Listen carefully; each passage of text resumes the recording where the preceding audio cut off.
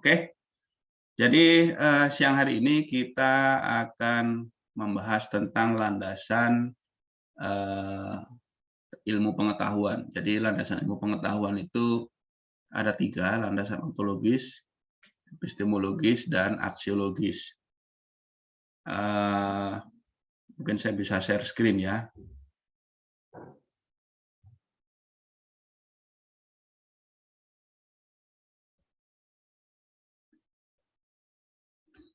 Oke, sudah terlihat ya. Jadi inilah landasan dari ilmu pengetahuan. Sebenarnya bukan hanya ilmu ya, mungkin dimensi-dimensi pengetahuan, termasuk pengetahuan biasa. Mungkin dalam pertemuan-pertemuan sebelum mid semester sudah disinggung ya tentang apa bentuk-bentuk pengetahuan termasuk ilmu. Nah, jadi landasan pengetahuan atau landasan ilmu pengetahuan itu ada tiga, sekali lagi landasan ontologi, landasan epistemologi, dan landasan aksiologi. Nah, apa itu landasan ontologi? Landasan ontologi itu adalah berkaitan dengan objek ilmu. Ya. Ilmu itu mempelajari apa sebenarnya? Itu yang dibahas dalam landasan ontologi ilmu. Dan ketika ada pertanyaan, sebenarnya satu ilmu itu mempelajari apa? Atau ilmu ini tentang apa? Itu dijawab oleh landasan ontologi ilmu. Ya. Jadi misalnya ilmu yang kalian pelajari, ilmu manajemen. Ilmu manajemen itu ilmu tentang apa sih sebenarnya? Itu yang dijawab oleh landasan ontologi dari ilmu.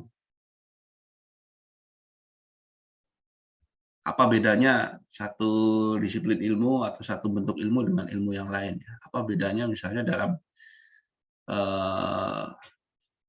jurusan-jurusan di Fakultas Ekonomi ya, itu ada jurusan manajemen, jurusan akuntansi, jurusan ilmu ekonomi.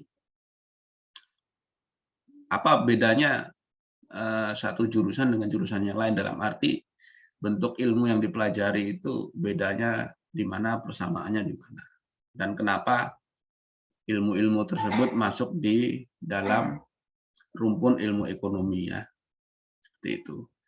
Nah, yang kedua itu adalah landasan epistemologi.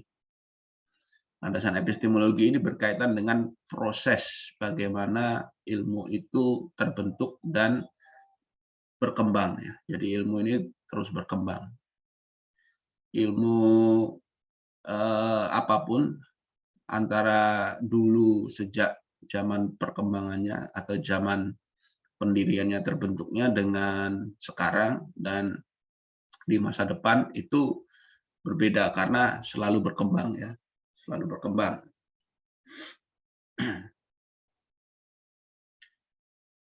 Kenapa ilmu itu selalu berkembang ya? Karena kehidupan manusia selalu berkembang ya. Ilmu itu kan bagian dari satu bentuk keunggulan manusia sebagai satu makhluk hidup. Dia bisa mempelajari dan mengembangkan ilmu ya. Nah, makhluk hidup yang lain itu tidak mengenal atau tidak bisa belajar dan mempelajari ilmu. Nah, inilah salah satu dimensi kemanusiaan dari ilmu ya. Jadi ilmu itu betul-betul khas dipelajari oleh makhluk hidup bernama manusia itu. Nah, kemudian yang ketiga, landasan aksiologi itu berkaitan dengan nilai ya. Jadi nilai-nilai apa yang tergantung atau terdapat di dalam ilmu. Dan kalau lebih spesifik lagi, ini sebenarnya ditujukan pada apa sih manfaat dan tujuan ilmu itu dipelajari. Jadi nilai-nilai yang berkaitan dengan ilmu. Dan mungkin dimensinya itu bukan pada dimensi hanya proses pembelajaran dan pemerolehan ilmu ya, tapi juga aplikasi atau pengamalan ilmunya. Jadi ilmu ini setelah diperoleh digunakan untuk apa? Nah, itu pertanyaan yang dijawab oleh landasan aksiologi ilmu. Nah, di sini ada, kita masuk landasan ontologi dulu ya. Jadi landasan ontologi itu sekali lagi berkaitan dengan hakikat atau apa namanya, inti dari ilmu yang dipelajari. Ontos, ontologi itu dari kata ontos dan logos. Jadi ontos itu artinya ada ya. Onto itu artinya ada. Jadi bagaimana kita melihat atau mempelajari keberadaan dari satu ilmu itu sendiri. Ya misalnya kalian belajar ilmu manajemen itu secara ontologis atau keberadaan ilmu manajemen itu sebenarnya mempelajari apa sih? Manajemen itu kan kurang lebih ilmu yang mempelajari tata kelola ya. Tata kelola artinya mengelola baik satu mungkin perusahaan atau badan usaha ya, kalau mungkin di dalam ilmu ekonomi. Tapi juga dia berkaitan dengan organisasi-organisasi yang bukan perusahaan, dalam arti bukan badan usaha secara ekonomi, ya, lembaga-lembaga nirlaba misalnya, itu juga perlu pengelolaan ya, perlu manajemen seperti itu.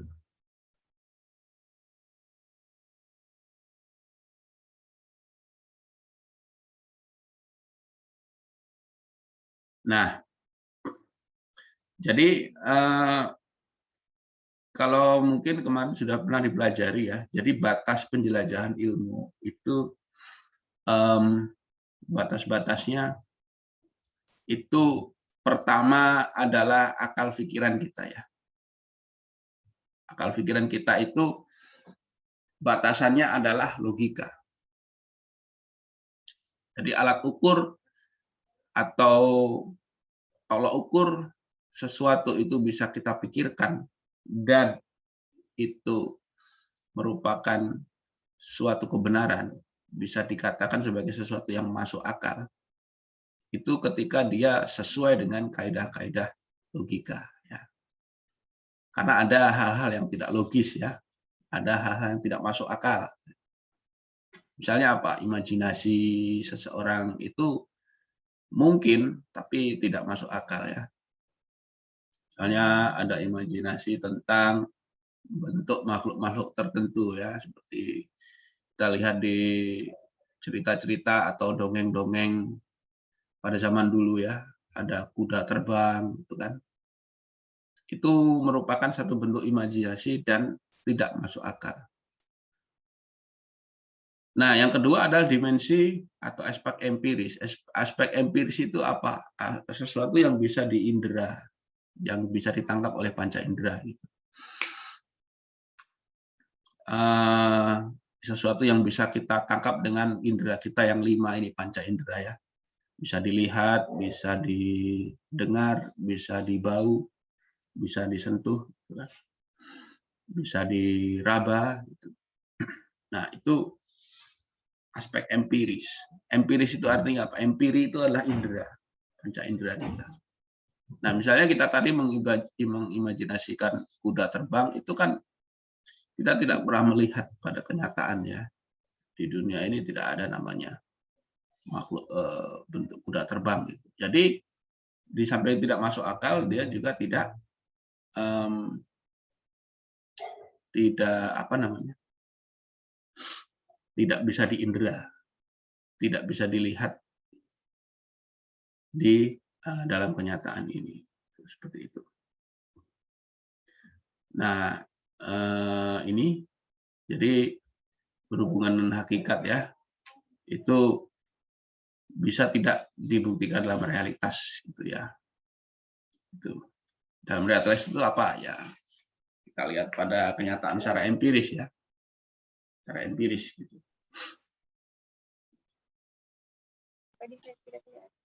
Nah ini seperti yang saya katakan lagi ya, onto itu berasal dari bahasa Yunani, artinya apa namanya, ada atau keberadaan. On berarti ada, ontos itu berarti keberadaan, dan logos itu berarti pemikiran. Nah, jadi sekali lagi, landasan ontologi ilmu itu berkaitan dengan keberadaan satu ilmu. Mengapa ilmu ini ada? Mengapa ilmu ini timbul dan berkembang? Gitu ya. Ya misalnya kenapa ilmu manajemen itu ada dan dia itu berbeda dengan cabang ilmu ekonomi yang lain. Kenapa dia mengkhususkan diri? Berarti ada objek-objek tertentu yang menjadi fokus pembelajaran ya. Jadi fokus pembelajaran dalam arti objek ini dia tidak bisa dipelajari oleh ilmu yang lain. Seperti itu. Ilmu manajemen misalnya ya, tata kelola satu perusahaan atau organisasi tertentu, itu dia mengkhususkan diri pada tata kelolanya ya. Apa bedanya misalnya ilmu manajemen dengan ilmu akuntansi? Oh ternyata ilmu akuntansi itu hanya berfokus pada masalah keuangan saja, keuangannya saja. Yang lain dia tidak pelajari atau tidak berfokus. Misalnya apa? Kalau badan usaha dia melakukan apa namanya usaha, melakukan penjualan, pemasaran gitu ya. Akuntansi tidak berkaitan dengan itu kan. Dia hanya mengurusi keuangannya saja. Berapa yang masuk, berapa yang keluar. Seperti itu. Tapi kalau manajemen mungkin dia mengurus ya, ada manajemen pemasaran kan. Manajemen pemasaran dia mengurusi pemasarannya gitu. Bagaimana produk ini bisa laku dijual di pasar. Nah, itu yang disebut sebagai landasan ontologinya ya. Apa yang membedakan satu ilmu dengan ilmu yang lain? Objeknya apa? Fokus kajiannya apa? Itulah yang membedakannya. Mungkin sama-sama objeknya misalnya manajemen dia mempelajari satu perusahaan atau brand usaha. Akuntansi juga mempelajari perusahaan, tapi akuntansi dia lebih fokus ya, fokusnya lebih sempit. Gitu. Kalau manajemen lebih luas. Nah, itulah yang disebut dengan landasan ontologi. Jadi keberadaan satu ilmu ini timbul itu karena apa? Oh, karena fokusnya yang berbeda. Gitu. Nah, apa juga bedanya dengan ilmu ekonomi secara umum ya? Ilmu ekonomi mungkin dia lebih luas ya. Dia mempelajari tidak hanya ekonomi satu perusahaan, tapi dia mempelajari ekonomi sebuah negara juga ya, atau ekonomi global secara keseluruhan, ekonomi dunia gitu. Makanya ada beberapa badan dunia di PBB yang mengurusi masalah ekonomi ya. Perlainan ada WTO, perdagangan, kemudian apa namanya, ada yang mengurusi bantuan-bantuan ekonomi seperti Bank Dunia ya, mengurusi apa namanya finansial global, nah, seperti itu. Jadi dia punya fokus-fokus pengetahuan yang atau fokus-fokus ilmu tertentu yang menjadi ciri khas keilmuan itu ya, seperti itu. Nah, mungkin untuk landasan epistemologi landasan ontologi ini kita akan bahas pada pertemuan mendatang ya. Jadi ini ada 3 landasan, sekali lagi landasan ontologi, epistemologi, dan aksiologi. Nah, ini kita sekilas saja tentang 3 landasan itu, dan pertemuan mendatang kita akan bahas masing-masing landasan ini secara lebih detail ya. Nah, yang kedua landasan epistemologi itu bagaimana cara memperoleh pengetahuan. Epistemologi itu berasal dari kata episteme. Episteme itu adalah pengetahuan. Nah, sementara logos itu ilmu. Apa bedanya ilmu dengan pengetahuan? Ya mungkin dalam pertemuan sebelumnya sudah disinggung ya. Tapi saya tekankan sekali lagi, pengetahuan itu ya sekedar pengetahuan. Dalam arti apa? Kita mengetahui sesuatu ya itulah pengetahuan. Saya mengetahui atau kenal dengan seseorang, ya itu sudah pengetahuan. Saya tahu arah jalan ke suatu tempat misalnya, itu sudah pengetahuan. Orang tidak perlu belajar gitu untuk mendapatkan pengetahuan. Tapi kalau ilmu itu pengetahuan yang lebih terstruktur ya, lebih terstruktur, dan kita memperolehnya harus dengan belajar. Kita harus mempelajari sesuatu. Kenapa? Ya karena kita harus mengikuti struktur-struktur yang sudah ditetapkan dalam ilmu itu. Strukturnya tadi ditetapkan dengan apa? Ditetapkan dengan logika. Logika itu adalah cara berpikir yang runtut dan terstruktur. Nah, ilmu itu harus mengikuti kaidah-kaidah logika dan harus dipelajari. Jadi tidak sembarang orang bisa memperoleh ilmu ya tanpa belajar. Tapi seseorang bisa, semua orang bisa mendapatkan pengetahuan. Kenapa? Ya apapun yang dia tahu ya itulah pengetahuan. Tapi kalau orang yang mempunyai ilmu atau berilmu itu orang yang belajar. Semua orang bisa tahu segala sesuatu, artinya yang diketahuinya, apapun yang dia tahu itulah pengetahuan. Tapi tidak setiap orang bisa mendapatkan ilmu karena itu harus diperoleh melalui belajar. Nah, itulah yang disebut dengan landasan epistemologi ilmu. Dia harus mengikuti kaidah-kaidah ilmiah, itu ya. Ilmu itu harus memenuhi kaidah-kaidah ilmiah. Kalau ilmu itu tidak memenuhi kaidah-kaidah ilmiah, ya dia tidak bisa disebut dengan ilmu ya. Bisa disebut dengan ilmu. Setiap ilmu atau semua ilmu itu mempunyai metode. Metodenya disebut metode ilmiah. Jadi kalau ilmu tidak mempunyai metode, maka itu bukan ilmu. Itu hanya pengetahuan biasa ya. Metode itu apa ya? Metode itu adalah cara ya. Metode itu secara umum adalah cara atau jalan. Makanya landasan epistemologi itu adalah berkaitan dengan bagaimana cara memperoleh pengetahuan dan bagaimana cara membangun sebuah ilmu.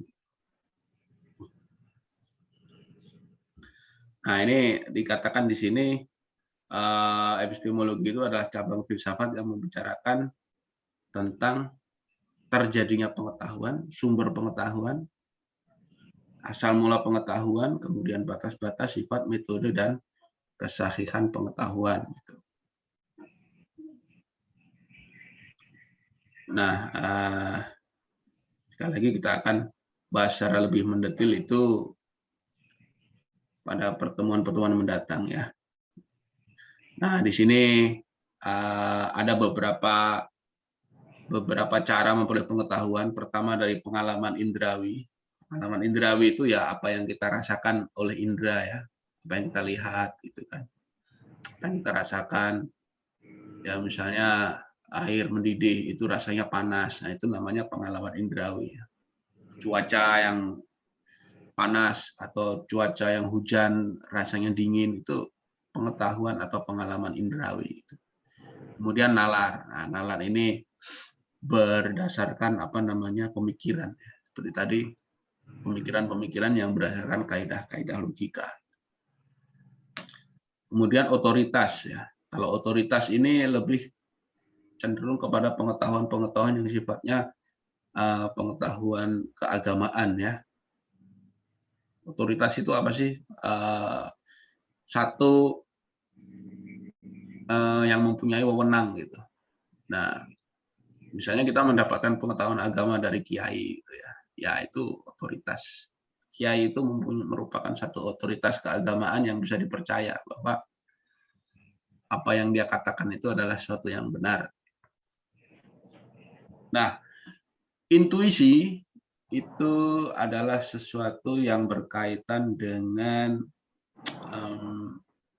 keterampilan ya, atau sesuatu yang berdasarkan pengalaman yang sudah dipupuk sedemikian rupa. Misalnya saja apa?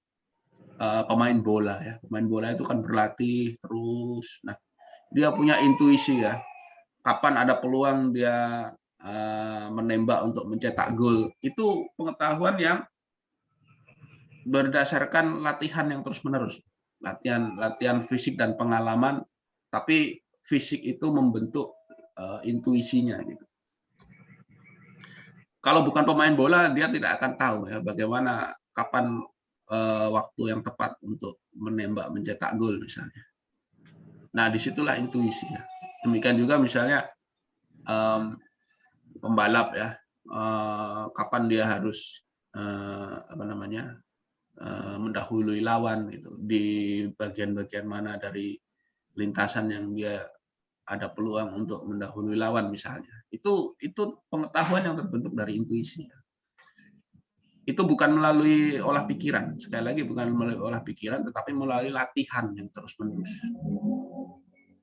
Jadi latihan fisik, dia membentuk sesuatu yang non fisik. Intuisi itu non fisik sebenarnya, tapi dia dibentuk dari latihan-latihan fisik yang terus-menerus. Nah, kemudian yang kelima wahyu, ya kalau dalam keyakinan agama ya kita tahu bahwa ada beberapa manusia-manusia tertentu yang dia mendapatkan wahyu ya, misalnya nabi atau rasul gitu. Nah, di situ dia mendapatkan pengetahuan secara langsung dari dari Tuhan gitu. Dan ini kaitannya dengan yang nomor 6 itu keyakinan. Jadi ya keyakinan, terutama keyakinan keagamaan itu kan pengetahuan yang kita yakin dulu ya. Kita yakin dulu. Kita tidak bisa menjawab Tuhan ada itu dengan panca indera dan dengan akal ya, tapi menjawabnya dengan keyakinan. Ya pertama Tuhan tidak bisa dilihat, kan? Tidak bisa didengar, tidak bisa diraba, dan Tuhan tidak bisa dipikirkan gitu. Ada di mana, bentuknya seperti apa. Artinya dia tidak terjangkau oleh akal pikiran dan dengan panca indera kita. Tapi kita yakin bahwa Tuhan itu ada. Kenapa ya? Karena kita meyakininya itu dengan keyakinan, mengetahuinya dengan keyakinan. Nah, itu sekali lagi juga kita akan bahas secara lebih detail dalam pertemuan khusus. Nah, selanjutnya adalah landasan aksiologi.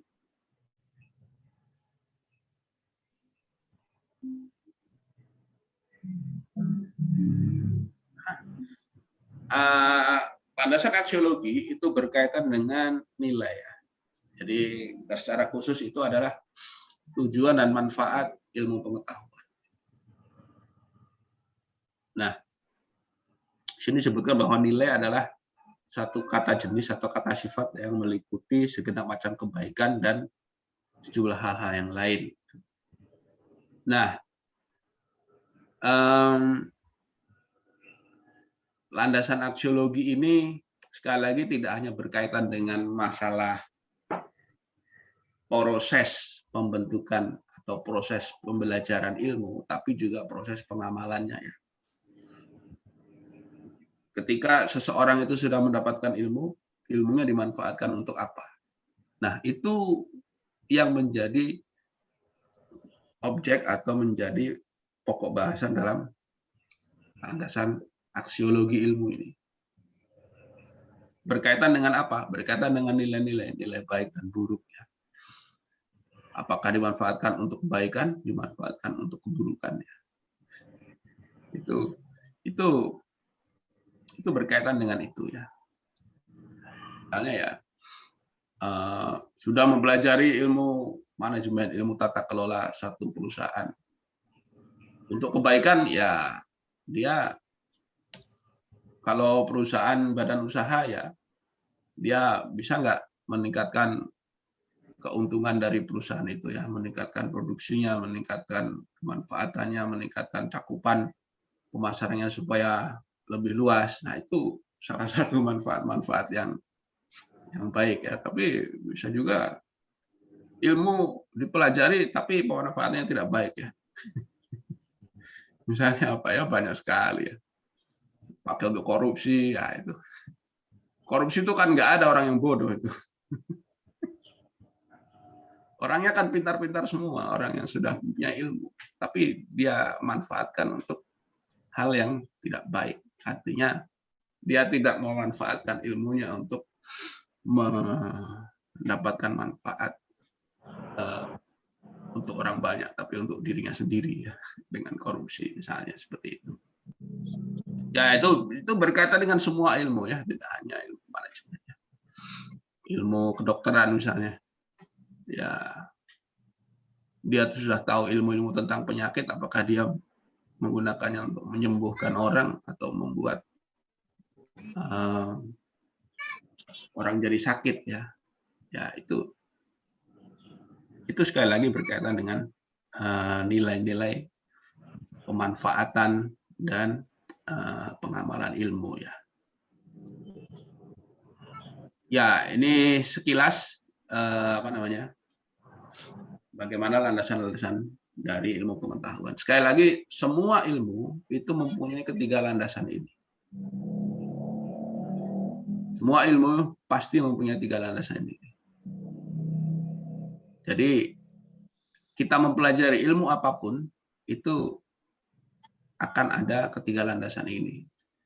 Yang pertama secara ontologis, sebenarnya ilmu ini mempelajari apa kan.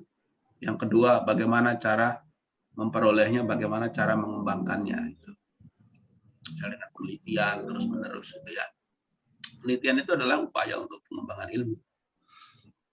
Kemudian cara aksiologis ya penerapannya bagaimana. Pengaplikasian dari ilmu itu bagaimana. Kalau saya ya misalnya mempelajari antropologi, apa manfaatnya? Mempelajari budaya ya. Antropologi itu mempelajari kebudayaan-kebudayaan dari masyarakat tentu ya. Ya bagaimana kita memajukan kebudayaan-kebudayaan masyarakat itu. Karena pemerintah sekarang sudah mengamanatkan dalam Undang-Undang Pemajuan Kebudayaan. Nah itu sebenarnya amanat dari pemerintah kepada kami para pihak-pihak yang mempelajari kebudayaan supaya memajukan kebudayaan masyarakat. Tidak hanya mempelajari saja, dan juga harus dimajukan. Itu. Ya, demikianlah kurang lebih materi pada hari ini. Silakan kalau ada komentar atau pertanyaan bisa disampaikan langsung atau melalui chat room. Oh ya, silakan diisi form absen dengan itu diklik undangan untuk bergabung di Google Classroom ya. Ya, sementara saya menunggu, saya cek dulu absennya.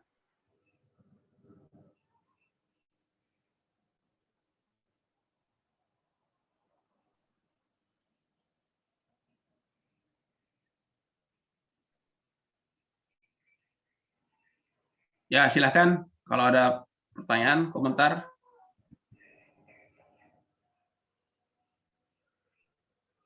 Yang mendaftar di Google Classroom baru 41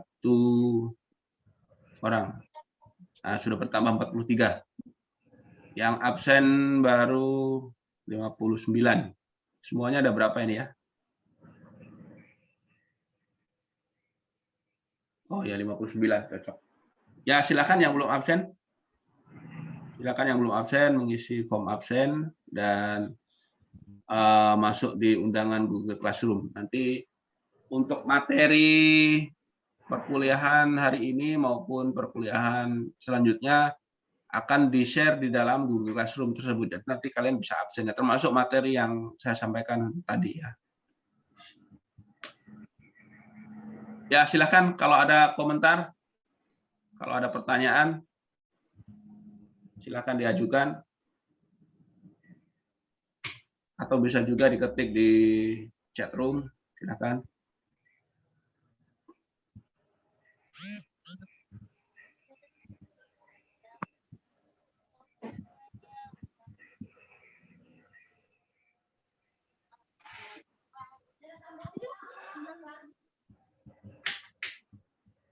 Mungkin bagi kalian ini hal yang baru ya. Apa namanya, apa sih filsafat ilmu itu, apa sih landasan ontologis, epistemologis. Ya mudah-mudahan apa yang saya sampaikan tadi bisa dipahami ya. Nah kalau yang belum paham, silakan tanya mana yang belum paham gitu. Nanti saya jelaskan ulang.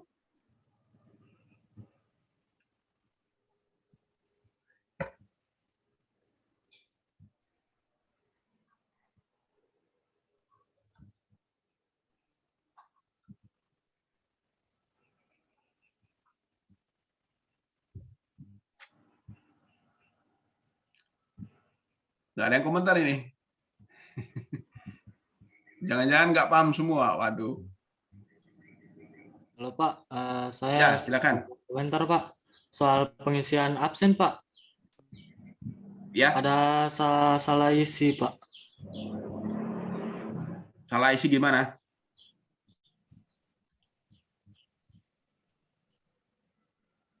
Tapi sudah diisi toh? Ya Pak, salah isi di tahun angkatan Pak, tulis angkatan 2021. Oh, ya enggak apa-apa. Nanti apa namanya? Yang pertemuan berikutnya saja dibetulkan lagi. Baik, Pak. Masalahnya ini hanya sekali saja. Jadi kalau sudah mengisi enggak bisa mengisi lagi. Iya Pak, makanya Responnya sekali saja. Pak. Terima kasih Pak. Supaya enggak double-double nanti absennya. Ya, silakan. Ada komentar tentang materi yang saya sampaikan enggak? Mana yang belum paham?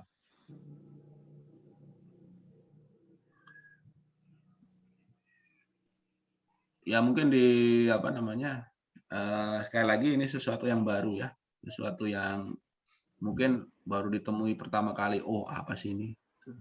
Ya tapi itulah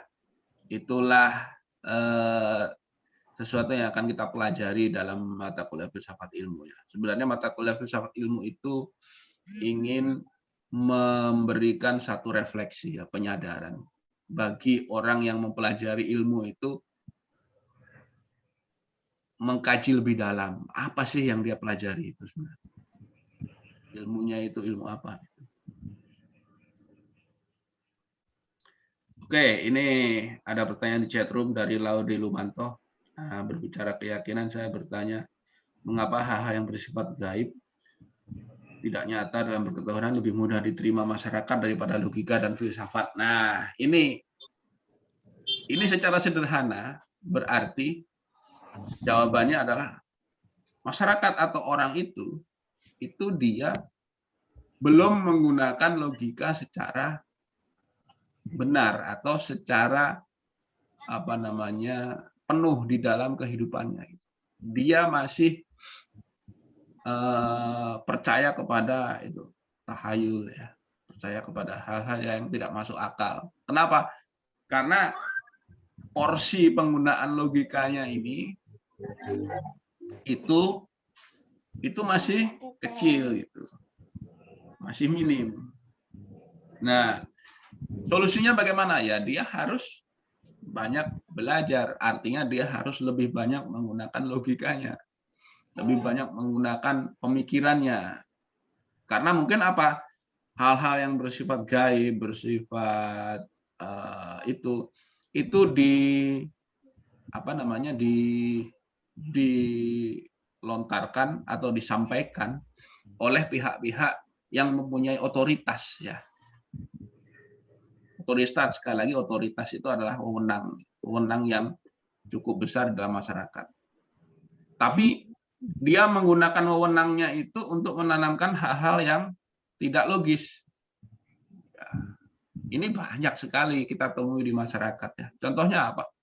Mitos-mitos dari zaman dahulu, ya. Wah, ini raja ini dulu yang begini-begini. Kenapa? Karena otoritas kerajaan itu dia mempunyai satu posisi yang cukup penting di masyarakat, tapi dia menyebarkannya sebagai sesuatu yang tidak masuk akal, sesuatu yang mitos bentuknya.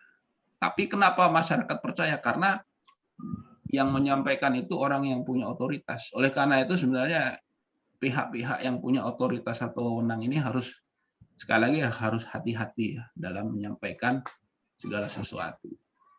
Oleh karena itu, misalnya, ya, kalau kita hubungkan dengan konteks sekarang, ya, para penceramah, dai, tokoh agama itu kalau menyampaikan ceramah, ya, harus yang benar-benar istilahnya itu, jangan membuat masyarakat itu resah, ya, misalnya seperti itu. Ketika dia menyampaikan hal-hal yang tidak logis, atau dia menyampaikan hal-hal yang bisa membuat masyarakat resah, ya. Ya, mohon maaf saja, misalnya kemarin kasus Ustadz Abdul Somad itu ketika dia menyinggung keberadaan Yesus misalnya. Itu kan, ya, mungkin mungkin yang dia sampaikan itu bentuknya seperti bercanda begitu, ya. Tapi karena dia punya otoritas, dia tokoh masyarakat, dia omongannya itu dipercaya banyak orang, maka itu seharusnya tidak disampaikan. Ini berkaitan dengan masalah aksiologis, ya. Sesuatu yang pantas dan tidak pantas untuk disampaikan. Karena apa? Karena itu akan diikuti dan dijadikan dipercaya oleh orang-orang banyak, gitu. Nah, seperti itu. Jadi itu, ya, jawabannya. Kenapa hal-hal yang gaib, yang sifatnya mitos itu masih dipercaya? Karena sekali lagi masyarakat porsinya dalam menggunakan logika masih kurang, dan ada otoritas tertentu, ada pihak-pihak berwenang yang punya kekuatan yang menyampaikan itu dan masyarakat jadi percaya. Seperti itu. Oke, itu, ya, jawabannya. Ya, Pak, yang lain silakan.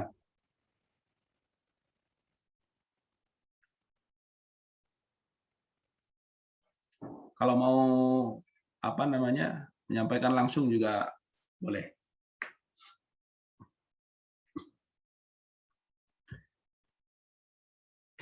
Nanti untuk materi itu saya share di Google Classroom, ya. Di Google Classroom itu ada klik Google Classroom Drive. Nanti saya simpan di situ materinya, ya. Ya, silakan.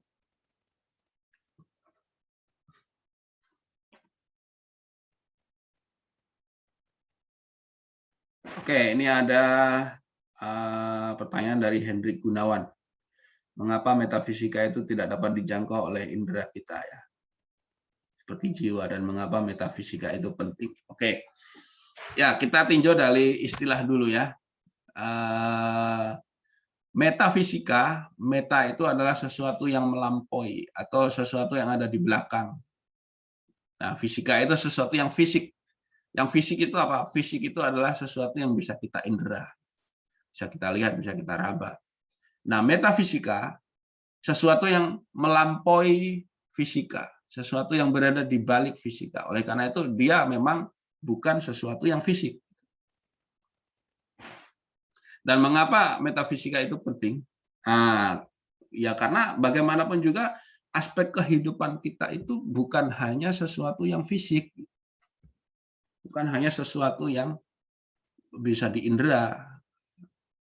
Kehidupan kita ini kan terdiri dari jiwa dan raga, ya. Yang fisik itu, ya, yang raga ini. Tapi kenapa metafisika itu penting? Karena ya kehidupan kita kalau tidak ada jiwa ya kita sudah menjadi orang mati ya, sudah menjadi mayat ya. Nah, kenapa penting ya? Karena yang non fisik itu juga ada dalam kehidupan kita. Dan sebenarnya ilmu yang kita pelajari itu sifatnya kan non fisik ya. Betulkah ilmu itu disimpan di otak kita? Kalau kita bedah mana ilmunya kan tidak kelihatan. Tapi itu masuk ke dalam sebenarnya akal yang ada di dalam jiwa kita ini. Jadi itu sangat penting. Karena sekali lagi kehidupan ini bukan hanya hal-hal yang bersifat fisik, tapi juga non fisik. Semua kehidupan itu adalah gabungan antara fisik dan non fisik. Bukan hanya kehidupan manusia. Kehidupan hewan, tumbuhan, itu kalau dia tidak ada aspek non fisiknya, ya mati. Hewan kalau nyawanya sudah tidak ada ya sudah hanya menjadi bangkai kan. Demikian juga dengan tumbuhan.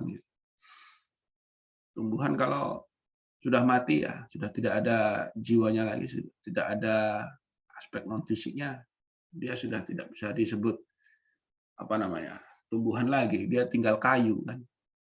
Kayu kan sudah jadi benda mati. Nah, itulah pentingnya metafisika ya. Ya, ini sangat berpengaruh dengan aspek yang lain termasuk keyakinan kepada Tuhan. Tuhan kan sesuatu yang non fisik. Oke ya. Nah, kemudian ada lagi pertanyaan dari Andi Pratama. Nah, kenapa filsafat dalam memberikan pencerahan dalam berpikir? Nah, benarkah pernyataan tersebut? Mohon penjelasannya. Ya, benar ya. Filsafat itu sebenarnya apa sih? Filsafat itu adalah induknya ilmu pengetahuan. Jadi sebelum semua ilmu itu lahir, itu yang ada dulu itu orang belajar filsafat. Tetapi filsafat ini karena sangat umum, sementara orang sudah ingin mempelajari sesuatu yang lebih khusus, makalah ilmu-ilmu itu lahir dan timbul dan berkembang ya. Ya dulu filsafat itu mempelajari segala sesuatu ya. Dia mempelajari ekonomi, politik, fisika, metafisika, mempelajari juga kedokteran. Tapi ketika dirasakan bahwa manusia ini kalau mempelajari segala sesuatu mungkin tidak mampu dan dia perlu mengkhususkan diri. Disitulah timbul ilmu ya. Timbul ilmu. Jadi sebenarnya filsafat itu induknya itu sekali lagi adalah logika itu ya. Logika apa? Logika adalah cara berpikir yang sesuai dengan kaidah-kaidah ilmiah. Artinya apa? Sesuai dengan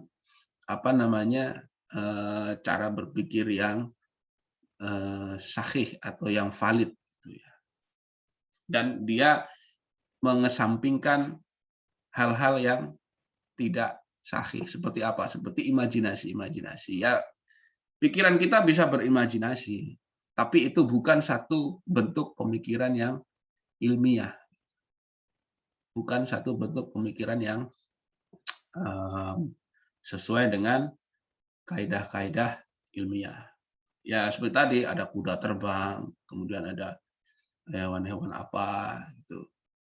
Itu adalah bentuk imajinasi. Itu juga produk pikiran. Tapi filsafat, khususnya logika, itu adalah berpikir yang sahih, yang benar, gitu ya, secara ilmiah seperti itu.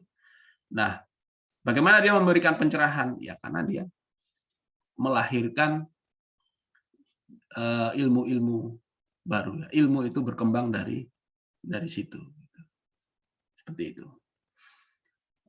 Kalau diibaratkan orang yang tidak berilmu itu orang yang tidak mengetahui sesuatu itu berada dalam kegelapan. Tapi ketika dia memperoleh pengetahuan, memperoleh ilmu, itu dia masuk ke dalam sesuatu yang terang dan menjadi cerah pandangannya. Maka disebut itu bisa mencerahkan gitu ya. Ya, seperti itu ya. Oke, ini ada Pak. 2 pertanyaan lagi nih. Saya ingin bertanya, apakah semua pertanyaan itu ada jawabannya? Ya, ya tergantung pertanyaannya ya. Nah, ini untuk Indriani ini pertanyaan apakah itu kebenaran, apakah kriterianya. Nah, itu nanti akan kita jawab di dalam landasan epistemologi pengetahuan. Apa sih kriteria kebenaran itu? Ya, kebenaran itu secara umum ada 3 ya. 1 kebenaran logis. Kebenaran logis itu berarti sesuai dengan pemikiran-pemikiran yang berkaidah logika. Itu kebenaran logis ya. Kemudian yang kedua kebenaran empiris. Kebenaran empiris ini bisa dibuktikan nggak dengan panca indera? Ada nggak dalam kenyataan? Kemudian yang ketiga kebenaran yang pragmatis. Pragmatis itu artinya kebenaran yang ada manfaatnya. Artinya sesuatu kalau yang tidak bermanfaat itu dianggap tidak benar ya. Ya seperti itu. Ya kurang lebih seperti itu ya. Nanti kita akan bahas di dalam ketika kita membicarakan landasan epistemologis pengetahuan. Bagaimana sih kriteria kebenaran ilmu itu? Itu. Pertama dia harus mengikuti kaidah-kaidah logika, kaidah berpikir yang sahih. Kedua, dia harus bisa dibuktikan secara kenyataan, secara empiris ya. Kemudian yang ketiga, dia harus bermanfaat, gitu. Harus ada manfaatnya. Seperti itu.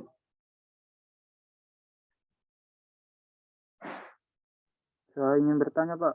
Ya, silakan. Ya, baik, Pak. Assalamualaikum warahmatullahi wabarakatuh. Waalaikumsalam. Ya, Bapak tadi menyinggung pengetahuan dan ilmu. Apakah pengetahuan dan ilmu itu berbeda atau memang sama? Jelaskan, Pak. Ya, tadi saya sudah sampaikan ya. Itu pengetahuan dengan ilmu itu sesuatu yang sangat berbeda ya. Pengetahuan itu ya segala macam yang diketahui oleh manusia itu pengetahuan. Dia tidak perlu dipelajari. Tapi kalau ilmu itu harus dipelajari. Seseorang kalau mau memperoleh ilmu, dia harus belajar. Tapi kalau mau mendapatkan pengetahuan, tidak perlu belajar. Dia mendengar kabar dari orang lain saja, itu dia sudah mendapat pengetahuan ya. Misalnya siapa? Oh, si A ini sakit di rumahnya. Oh, dari dia dengar kabar itu, dia kan sudah tahu bahwa oh si A ini sedang sakit di rumahnya. Itu tidak harus belajar kan? Tidak harus belajar. Tapi kalau mau memperoleh ilmu, ya orang harus belajar. Kenapa? Karena ilmu sekali lagi dia ada kaidah-kaidah tertentu, ada struktur-struktur yang harus dijalani, harus dipenuhi. Ada metodenya, metode yang harus diikuti. Kalau tidak mengikuti itu, berarti dia tidak dapat ilmu. Seperti itu ya. Jadi sekali lagi sangat berbeda ya pengetahuan dengan ilmu. Pengetahuan itu semua orang bisa mengetahui sesuatu, tapi tidak semua orang bisa memperoleh ilmu tanpa dia belajar. Jadi ilmu itu sekali lagi hanya bisa diperoleh dengan belajar. Kalau pengetahuan tidak harus belajar, dia bisa dapat. Itu ya. Boleh tanggapi, Pak? Ya. Berarti pengetahuan itu, Pak, bisa berubah-ubah, Pak. Misalnya ini pengetahuan hari ini dapat berubah pengetahuan pada saat 1 minggu kemudian, gitu. Mana, Pak? Ya bisa saja ya.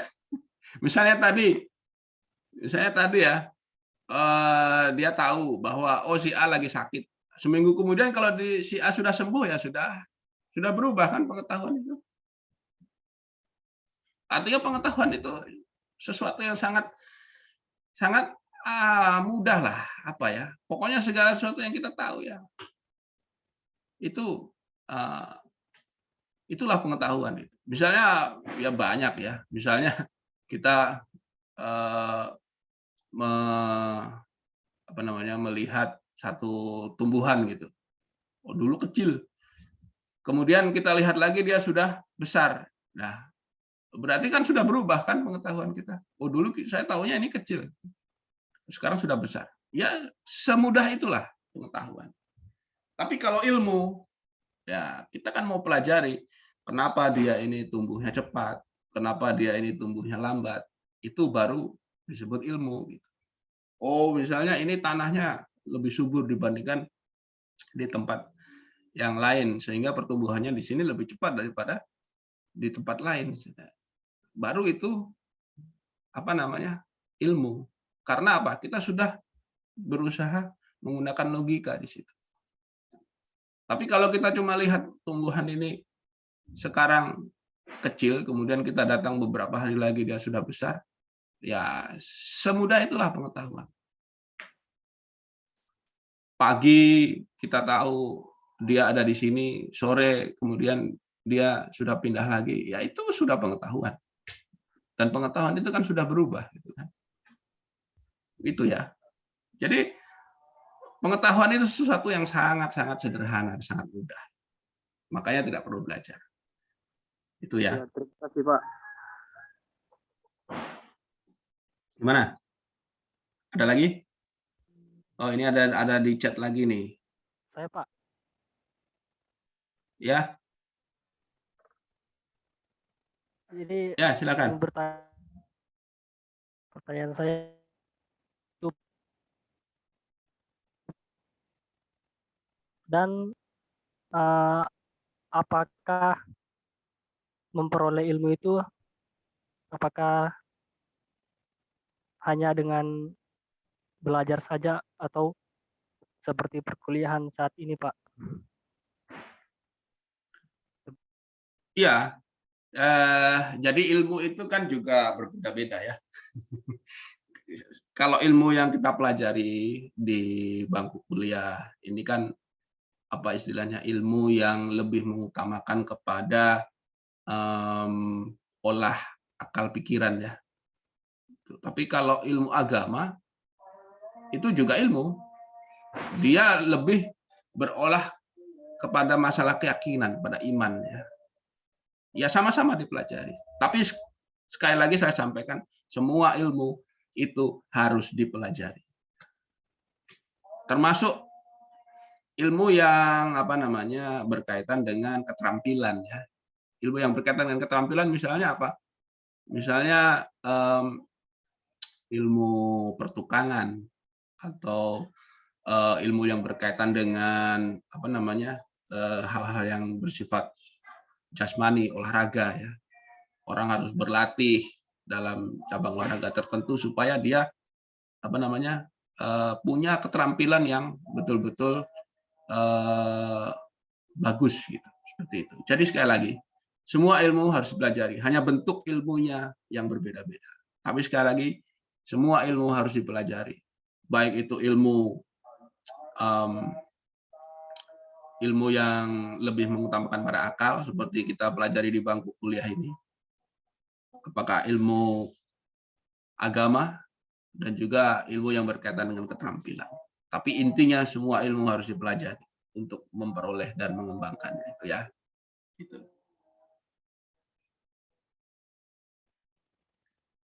Oke ya.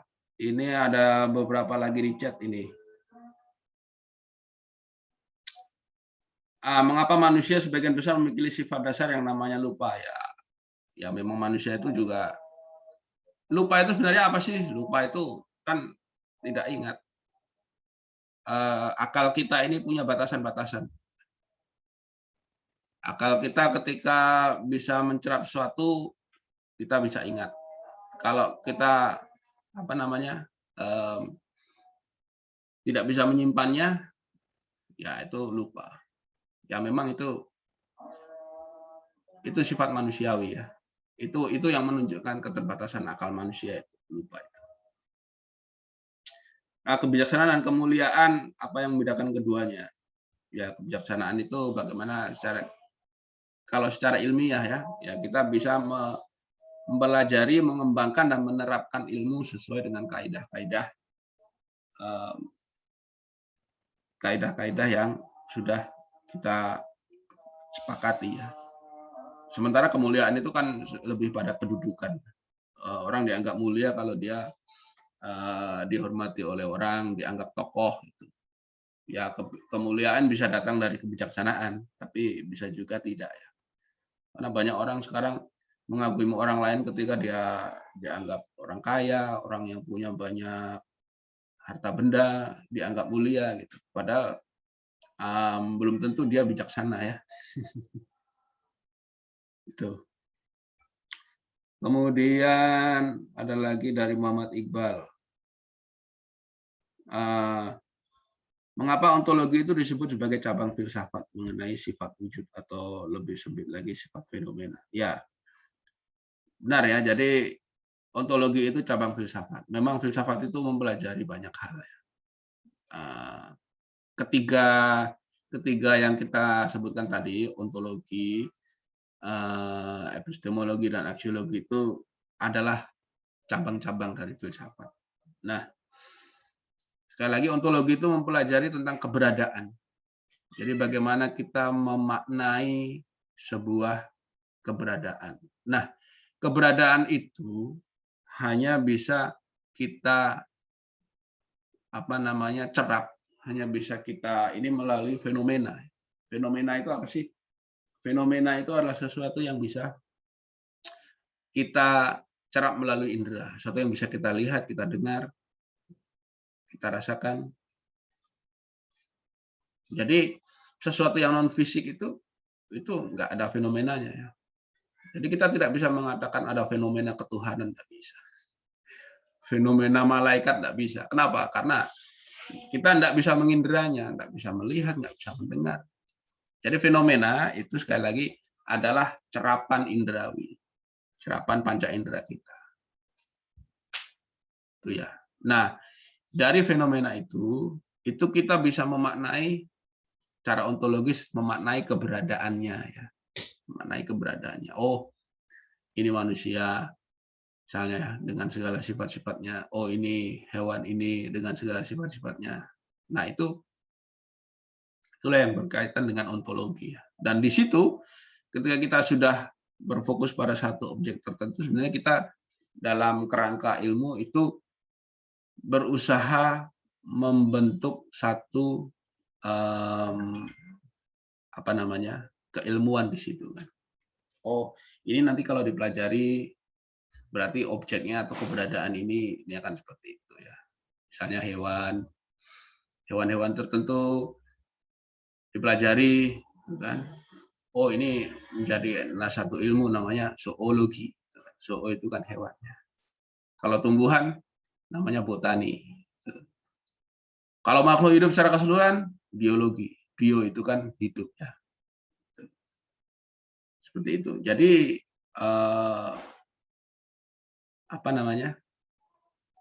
kita mencerap keberadaan, mencerap fenomena keberadaan dan kita berusaha mempelajarinya. Disitulah yang dimaksud dari ontologi, khususnya ontologi ilmu.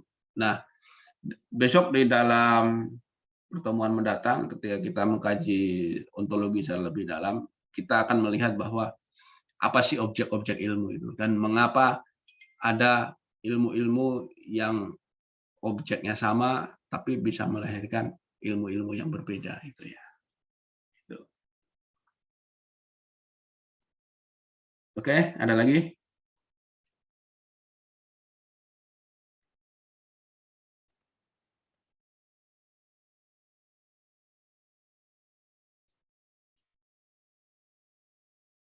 Oke ya.